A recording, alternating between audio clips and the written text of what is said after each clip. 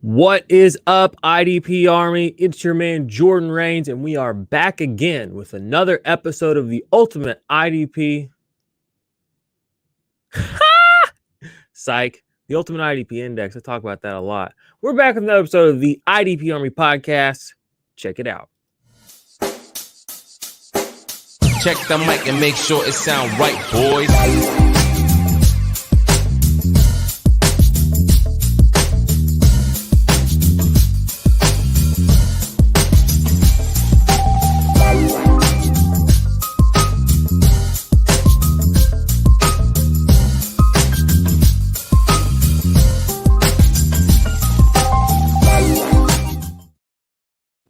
All right, you guys can probably tell I'm a little rusty from that intro, but been doing a lot of stuff, including that new intro.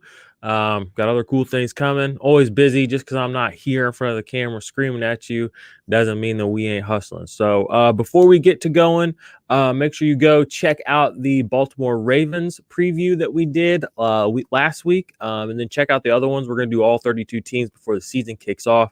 Today's topic of conversation is one of my favorite teams, the Buffalo Bills. Buffalo Bills 2020 season was good. Okay, they went 13-3.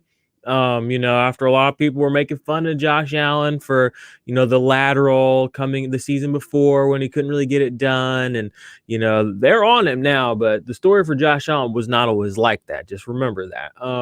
But coming into this year, they had some notable picks. In the first round, they got some edge rusher help with Rousseau. They added Emmanuel Sanders to their wide receiver core. He's a little old, 34, but he's still out there getting things done. So that's another weapon for Josh Allen. They had Matt Breida as a free agent, Tyrell Adams, a linebacker, which their linebacker depth last year did hurt them a little bit. So it makes sense that they went out and got a guy like Tyrell Adams. And then no real big losses for the Bills this last year, except for John Brown, who's now at the Raiders. So they swap in Emmanuel Sanders for John Brown. But yeah, overall, it's just more of the same for the Bills. They look like they have a good team going this year. Let's just go ahead and start with my man, Josh Allen here. Like I said, the story with him is everybody loves him now, but that wasn't always the case. We know he's going to be the undeniable starter on this team, obviously. He's the franchise quarterback. He's coming into his fourth season now. Underdog ADP right now is 50, quarterback 2. That's appropriate. He rushes and he has an elite arm, so he could pass and he can rush. Offers a little bit more, on the running side than, even Mahomes and if he gets the weapons around him. We saw what he did with the addition of one elite weapon. What if he gets a Travis Kelce type player or somebody else there? We'll just have to see. We don't know. There's talk that we've seen the complete upside of Josh Allen. I don't know. There's maybe a little bit more out there. Fantasy pros right now, he's ranked quarterback 2. That makes sense. I mean, that's pretty chalky. Hopefully you were drafting him last year and the year before in your startups as a cheap option. I mean, people did not believe in Josh Allen. People were more into Sam Darnold than they were Josh Allen. Don't let them lie to you, okay? Go check the tape. A lot of people were on Sam Darnold and not on Josh Allen. We've been big Josh Allen supporters around here. You already know that. So love to see that for him. Hopefully you got him on your dynasty teams. If not, go get him because he's going to be good for a while. So let's talk about this wide receiver situation. And this is probably where it's going to be the most fun to talk about. So like I said, they have they brought in Emmanuel Sanders, who a lot of people are expecting to be the outside wide receiver across some Stefon Diggs, including whoever put this together. If you're watching on YouTube, I honestly do not necessarily see it going that way. I see a world where we could see Gabriel Davis come in and be that second wide receiver. Now, I know this is going to be kind of hot takey, but I mean, Emmanuel Sanders is getting older. I mean, those are just the facts. He's 34 years old. He's had a couple of major injuries the last 3 years. And he's had a carousel of quarterbacks the last couple of years. He hasn't really had to play across from a true alpha in a while. You can say he kind of did with Michael Thomas, but Michael Thomas was hurt all last year. Stefon Diggs is not going to give up a lot of receptions to this guy. Cole Beasley is still there. We'll have to see what happens with him and his little shtick right now. But I think that Gabriel Davis is probably going to be the second wide receiver. But let's go ahead and talk about Stefon Diggs right now. ADP 13, number 2 wide receiver off the board in Underdog. Fantasy Pros wide receiver 3. Makes sense. Again, this is one of those situations where we knew the talent that Stefon Diggs had. We knew the kind of player Stefon Diggs could be, because we watched him in Minnesota. We saw him have huge moments. We saw him do great things, run great routes, but it never really all came together with the touchdowns and the yards. And Adam Thielen being there kind of hurt him a little bit. But you saw what happened where the first year he gets to go somewhere and be the alpha wide receiver. I think he had like the fifth or sixth most receptions all time by a wide receiver in a season. Completely dominant, making every single catch. He has a nose for the end zone. We saw what he did to open up the entire Bills team, offense, defense, the whole shit. So, I love Stefon Diggs right now. 27. I mean, I've loved him forever. I mean, he's been on my dynasty teams for a while because I've wanted him to be there. I mean, last year you could get him for nothing. People didn't want him last year, which is crazy to think about going into the season. Drafted as a mid-round wide receiver, maybe with some upside, moving teams, all that scary stuff. But he's in a complete and total package of a wide receiver. So I'm fine. I want Stefon Diggs on my team. ADP too, a little high probably now, unfortunately, but Gabriel Davis, this is kind of where your value prop is, in my opinion. Depth of targets, deep, nose for the end zone as well. Again, we have people saying that it's going to be Emmanuel Sanders. We don't have any real indication that that's the case. Yeah, they paid him to come in as a veteran, but again, they drafted Gabriel Davis. They used Gabriel Davis. Cole Beasley's going to be your slot guy. He's been very good the last couple of years. He's honestly been good for a long time. Had his best season of his career the last 2 seasons with Josh Allen, even though people know him from playing with Tony Romo and Dak and having good seasons. The writing was on the wall 2 years ago when he had his actual best season of his career, that first season with Josh Allen. So I want a piece of this Bills team anywhere I can get it. Right now, Gabriel Davis is probably the cheapest option for you. Going at ADP 135, wide receiver 60. Emmanuel Sanders, wide receiver 68. This is Underdog ADP. So he's a little cheaper, but I would still probably go with Gabriel Davis. He represents more upside to me. Fantasy Pros has him a little bit closer. Gabriel Davis at wide receiver 70, and then Emmanuel Sanders as consensus wide receiver 69. So he gets the 69 bump, but come on, stick with Gabriel Davis. Then, like I said, Cole Beasley, you probably heard the comments he said about the COVID vaccine. And if he quits, he quits. If he dies, he dies. I don't know. I'm scared to have Cole Beasley on my teams right now because he sounds like he doesn't really care. I want guys that care. Tight end situation, there's not a lot to talk about here. Dawson Knox has, I don't want to say drop issue, but he just doesn't get a lot of targets. And when he does, he's more apt to disappoint you in the offense than do anything really important with them. ADP 226, tight end 31. So he's not even really being drafted in real life, even though this is one of the highest powered offenses with one of the highest powered quarterbacks in the game that passes on first and second down more than most teams do. Nobody wants Dawson Knox. Does that make him a sleeper?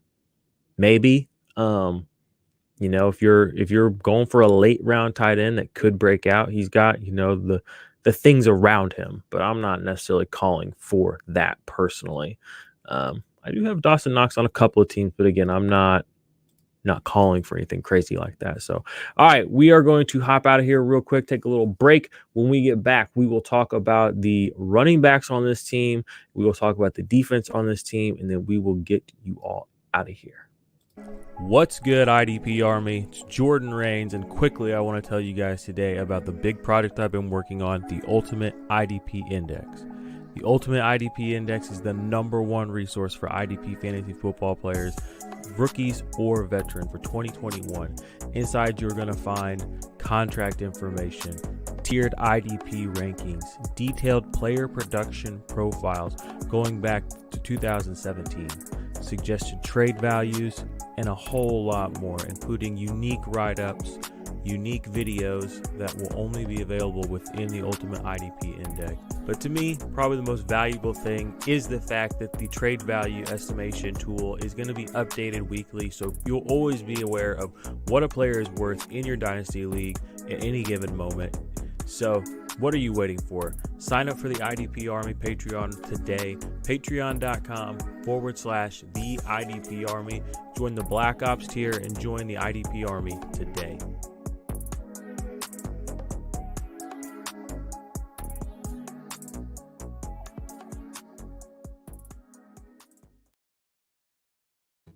All right, let's talk about these running backs. For a high-powered offense, they're not really guys that people are wanting right now. We have Zach Moss, underdog ADP 102, running back 34.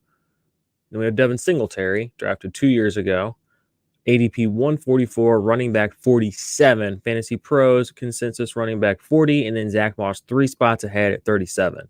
So neither of these guys are even being drafted as running back 3s. There's 32 NFL teams, and these guys can't even get drafted ahead of some guys' secondary. So there's value to be harvested here. That's going to be my stance on this backfield this year. Zach Moss, I think there's a lot left to be written and said with Zach Moss. He, did enough last year, but he was banged up. I'm a known Devin Singletary fan. I love the way that he runs. I just felt like last year he couldn't break a tackle. Then that's just what I felt like when I watched him. I just felt like he had so many almost plays that just did not mature into what they could have been, should have been. So I'm hopeful for this backfield. I think that they're both cheap. If you punt running back or if you go hero RB, a super running back early like a Dalvin Cook, pick up both these guys late. You're talking what? Around it's negligible at that point if you're stacking wide receivers. You can get the starting running back and the backup running back for one of the highest powered offenses in the league. The value disconnect is just not real. Moss hurt people last year, but people forget he was hurt, and they passed a lot on first and second down. We don't know that that's necessarily going to be the case, and we don't know if they did that because it was working or it was working because the running backs were hurt and they had to do that. Now, there is always going to be a chance and likelihood of Josh Allen stealing some touchdowns, vulturing some touchdowns close to the goal line. That's fine. That could or could not happen. We don't know. All we know is that we have a high-powered offense here with 2 running backs that people are kind of just casting off for the season. That's a value play. So IDP Army, anybody who's listening to this, I'm not saying they're going to be world beaters. I'm not saying they're going to be amazing, but you can play Zach Moss or Devin Singletary every single week and know that you're not going to get a 0. There are running backs that you don't know that with. So, and there's upside with these guys. Multi-touchdown, upside. So I'm in on Zach Moss a little bit more and Devin Singletary than the consensus. I don't know where they are exactly in my rankings. If you guys want to check out my rankings, go check those out on idparmy.com. That's right up there. Got all my rankings up there for 2021 redraft season. Obviously, the index is going to be much more thorough evaluation of the defensive players than that. But if you just want something to look at, go check that out. All right, let's talk about this defense quickly. The story with this defense last year was that it was not as good as it had been years before. And there's reasons for that. And they're kind of glossed over, forgotten about. One is Tre'Davious White was injured early in the season. And then the 2 linebackers were hurt. Tremaine Edmonds had a shoulder injury, a foot injury, and a hamstring injury all throughout the season. The shoulder injury came week 1, and Matt Milano was also injured week 1. So right out of the gates, this defense was hurting 3 of their star players, their best defensive players, the ones that people probably know by name. All 3 struggled with injury this season. As such, this defense was still good, but it wasn't what we thought it would be. But it's made people question, is Tremaine Edmonds as good as we think he is? Is Tre'Davious White as good as we've said he is? They are. Okay, this defense is going to come back with a vengeance. They've had a lot of consistency. The safety play on this team was great last year. But quickly, I just want to talk about Tremaine Edmonds. Like I said, he had the 3 injuries, and a lot of people were kind of put off by his season because he did not have any impact plays this year, hardly. His first 2 seasons in the league, he had quite a few impact plays, 23. Okay, he played a little over 900 snaps. Last year, he played a little over 900 snaps. He only had 8. He was playing tentative because of the injuries, I think. The tackles were still there. He had the second most tackles of his career this last season. He had 119. His rookie season, he had 121. His rookie season, he was a phenom. People said he was the next coming of the next great linebacker. He was it. But the only real difference, not the snaps, not the tackles, it was the impact plays. Why did he play tentative? Because he was injured. So you had guys on this team that were playing tentative, playing a little hurt. And that's kind of giving people a bad taste in their mouth about this defense. They still had a great pass rush win rate. I think they had the second highest pass rush win rate in the league. I heard that on the Mina Kimes podcast the other day, but still didn't get a lot of sacks, So that's why they addressed the pass rush in the draft. Like I said, they took Gregory Rousseau, and they took another pass rusher. I can't remember exactly who it is. And they took AJ Epinesa last year. They want to get some actual drives killed. They want to turn some of these pressures to sacks. So that's why we saw them go out of their way to take Rousseau early in the with their first round pick. We will see what comes of that. But let's go ahead and talk about the linebacker Matt Milano. They did re-up his contract. He's kind of a linebacker, a guy everybody likes to talk about in the football world. That I heard this on the Minicons podcast too. It's kind of like hipster people like to talk about. Football hipsters really like Matt Milano, and it's true. He's a good linebacker. He doesn't get the respect he deserves. Jordan Poyer, as always, one of the best safeties in the NFL. Interestingly, for Poyer over the past couple of years, even though his tackle numbers are going up, which is getting him, keeping him in the eye of the IDP world positively, as one of the top safeties in the league, his impact plays have been going down every single season the past couple of years. So that's just something to keep in mind, that, he maybe isn't being used or isn't playing the same style of ball that he used to. 2017, 26 impact plays, 2018, 23, 2019, 16, and 2020, he had 15 impact plays. So he's gone down every single year since he's come to Buffalo. But inversely, his tackles have gone up every single year since he's gone to Buffalo. 95, 100, 107, and then last year at 124. So the fantasy output is staying high for Jordan Poyer. We'd love to see that. He's still only 29 years old. We know safeties can play into their 30s at a high level. I expect more of the same from him this next year. He's your primary defensive back on this team that you want for IDP. I say that, but also Teron Johnson. Okay, he's the slot corner there. The slot corner for the Buffalo Bills, Teron Johnson. Let's see here. He has a chance this year to put up another high tackle number season. He had about 90 tackles last year, around 90 tackles last year, and he could go up that number again playing that slot, because Tre'Davious White and Levi Wallace, being the outside guys, are both very good corners. So some of these quarterbacks are going to choose to target Teron Johnson, which kind of what happened to him last year. It's not necessarily a bad corner, but he's not the best corner on this team. So he was kind of chosen to be that guy, and it resulted in him having quite a few tackles last year. So that's pretty much it for the Buffalo Bills, y'all. Good team. Got a lot of fantasy value here to be harvested on both sides of the ball. I think they're gonna, pretty much run that division. Although Miami is sneaky now with Tua this year. So we'll really just have to see what happens. So go like and subscribe this video if you are on YouTube. Subscribe or follow if you're on Spotify. Leave us a 5-star review. We would love that, y'all. And yeah, I'll be back with another episode soon. Sorry for the week off. Like I said, I was just getting some things done behind the scenes, getting some work in. So we got good things coming, y'all. The fantasy season is close. I mean, it is July. That means we will have preseason ball soon. I mean, things are heating up. So make sure you go get the Ultimate IDP Index. Make sure you follow on Twitter. And we will be back next time with another episode. I will be covering the Bengals maybe, or I don't know. I'm not exactly sure who it is next, but I'll see you guys soon.